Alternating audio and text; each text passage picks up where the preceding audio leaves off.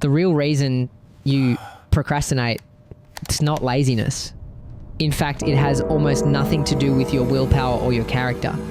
Before we dive into the science, I want you to visualize a very specific scene, one that millions of high achievers experience every single night. Imagine it's 9 p.m. on a Sunday. You are sitting at your desk. In front of you is a glowing screen with a blinking cursor.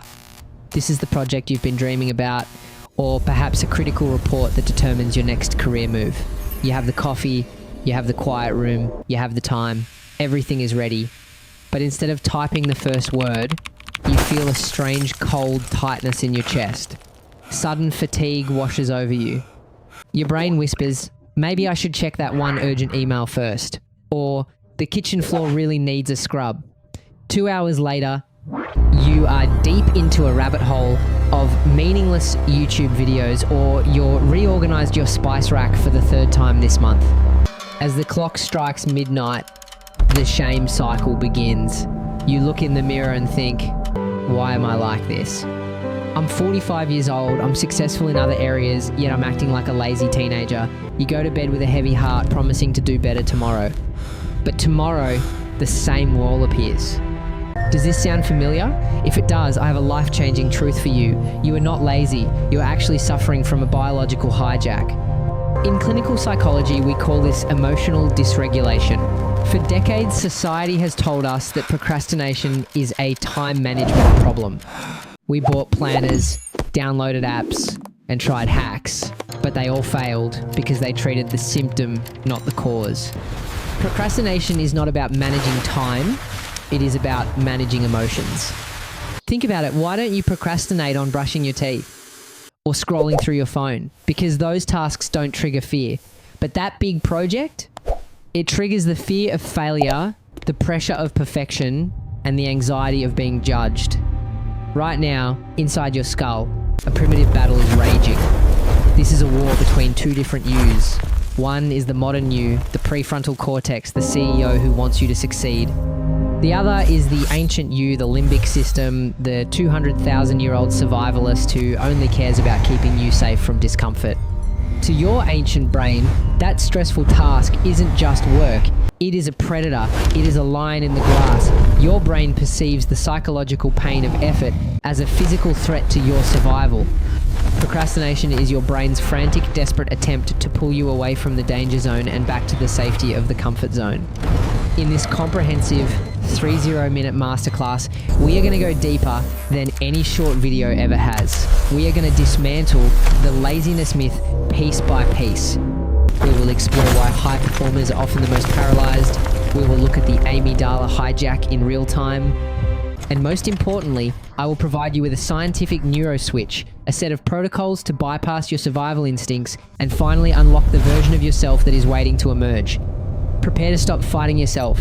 It's time to understand the machine you've been operating without a manual. To understand why your best intentions often end in a night of Netflix and guilt, we must travel deep into the anatomy of your brain. Imagine your mind as a sophisticated aircraft, but with two pilots from completely different centuries fighting over the same joystick. First, let's look at the oldest pilot in the cockpit, the limbic system. This part of your brain is over 200 million years old. It is the legacy of our reptilian ancestors, and its primary job is simple: keep you alive in the next 5 minutes. The limbic system is incredibly fast, instinctive, and it operates entirely on the pleasure principle. It craves sugar, it craves rest, and it is hyper-reactive to any hint of emotional discomfort. When you look at a daunting task like a complex financial spreadsheet or a deep emotional conversation, your limbic system doesn't see progress, it sees a threat. It detects the rising cortisol in your bloodstream and interprets that stress as a physical predator. It screams, "This is painful, run, find something safe." And in a split second, it directs your hand toward your phone. That dopamine hit from a social media notification is the limbic system's version of a peace offering. It's the safety it craves. Now, let's look at the second pilot, the prefrontal cortex. This is the youngest part of the human brain, located right behind your forehead. This is the CEO of your mind. It is the visionary, the philosopher, and the long-term planner. It is the only part of your brain that understands the concept of the future. It knows that the pain of working today will lead to the joy of a promotion, a healthy body, or a finished book. The problem, the prefrontal cortex is like a high-end, energy-hungry supercomputer.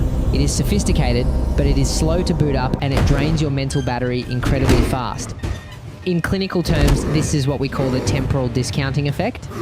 Your limbic system values a small reward times now times like a cookie or a TikTok video, much more than a massive reward times later, times like career success or health.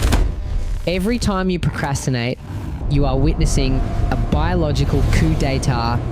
Your primitive brain has physically hijacked your rational commander.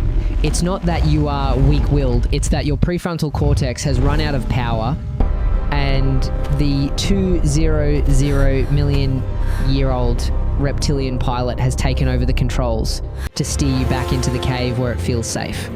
But why does this happen more to some people than others? Why does the line in the grass feel so much bigger to you?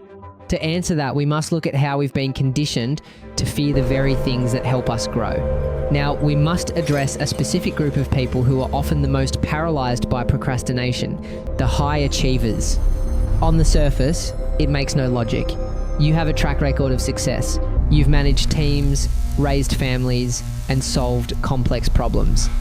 Yet, you find yourself frozen by a single document for 3 weeks. Why? Because you aren't fighting laziness, you are fighting a ghost called perfectionism. In psychology, we call this the self-worth protection trap. Most high achievers have unconsciously built a dangerous internal equation: my performance equals my worth as a human being. If you are a high-performing manager, a creative artist, or a dedicated parent, your brain believes that if you do something, it must be exceptional. If the result is merely good, or heaven forbid mediocre, then times you times are mediocre. This creates a terrifying psychological stake. To your inner critic, starting that project isn't just work, it's a trial of your entire identity. If you start and the output is imperfect, your ego feels a literal sense of death. So, what does your brain do to protect you? It uses procrastination as a shield. Think about the logic of your subconscious. If you don't start the project, you can't fail. And if you don't fail, your potential remains intact. You can tell yourself, I didn't fail because I lacked ability, I failed because I didn't have enough time. By waiting until the very last minute, you create a win-win for your ego. If you succeed under pressure, you're a genius. If you fail, it was the clock's fault, not yours. You are choosing the guilt of being lazy because it hurts much less than the shame of being incompetent. This is the tragedy of the perfectionist. You are so afraid of being ordinary that you prevent yourself from becoming extraordinary. You are waiting for a perfect version of yourself to show up at your desk, but that person doesn't exist. Only the imperfect you can do the work. In the next 10 minutes, we are going to break this cycle by shifting your focus from the result to the process. But first, I want you to look at your reflection and ask, who would I be if I allowed myself to fail today? Now that we've dismantled the myth of laziness and exposed the perfectionist shield, the question remains, how do we actually start? How do we manually override 200 million years of evolutionary programming? In this section, I'm going to give you 3 neuroswitches protocols grounded in clinical neuroscience that can flip your brain from threat mode back to execution mode in seconds. Switch 1, the 1-0, second emotional labeling. Most people think they should fight their anxiety, but fighting anxiety only creates more anxiety. Instead, we use a technique called affect labeling.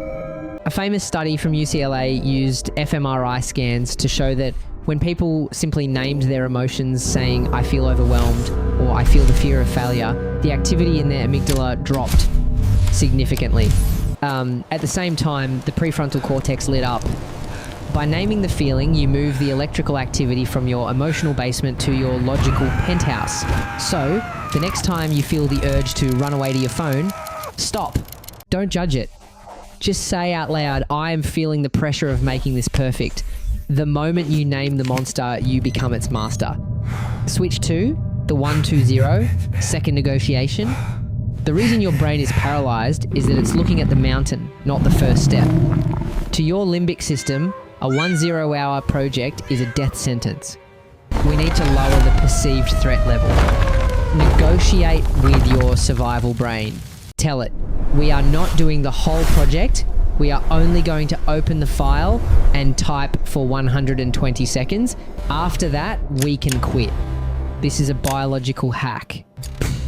Because 120 seconds doesn't feel like a predator to your brain, the alarm system stands down. Usually once you break the static friction of starting, your brain enters a state of cognitive ease and the momentum takes over. You trick your brain into starting and the brain takes care of the finishing. Switch 3, the 5-4-3-2-1, manual override.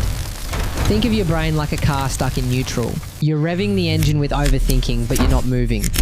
When you count backward, 5, 4, 3, 2, 1, you are forcing your brain to use the prefrontal cortex. Counting forward is an autopilot habit, but counting backward requires focus. It's a starting ritual that interrupts the loop of hesitation. The moment you hit 1, you must physically move. Stand up, open the laptop, or pick up the pen. You are essentially hot-wiring your own nervous system, bypassing the emotional hesitation and jumping straight into physical action. These aren't just productivity tips, they are biological commands. By using them, you are no longer a victim of your instincts, you are the architect of your own focus. As we conclude this deep dive, there is one final uncomfortable truth you must accept. You cannot hate yourself into a version of yourself that you love. The greatest fuel for procrastination is not laziness, it is shame. When you beat yourself up for a wasted afternoon, you aren't being disciplined. You are actually traumatizing your brain. A brain drowned in shame is a brain that retreats even further into the limbic system for safety. It's a self-destructive loop that can last a lifetime. The long-term cure for procrastination isn't just a timer, it is self-compassion. Psychological research from the University of Texas shows that people who practice self-compassion are actually more times likely to take action, not less. Why? Because they aren't afraid that a single failure will define their entire worth. Realize that your value is not a fluctuating stock price based on today's output. You are more than your to-do list.